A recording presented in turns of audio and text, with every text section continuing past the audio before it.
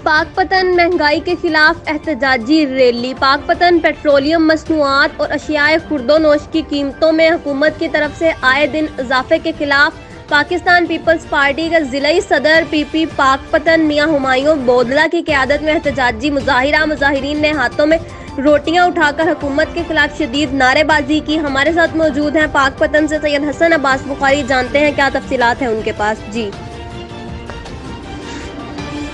जी, petroleum मसनूआत, बिजली और अशिया खुर्द-ओ-नोश की कीमतों में आए दिन हुकूमती इजाफे के खिलाफ पाकिस्तान पीपल्स पार्टी के ज़िलाई सदर मियां हुमायूं सरवर बोदला की क़यादत में हज़ारों कारकुनों ने मछली चौक से नगीना चौक तक एहतजाजी रैली निकाली। रैली में कारकुनों ने हाथों में रोटियां और बिजली के बिल उठाकर हुकूमत के खिलाफ शदीद नारेबाजी की।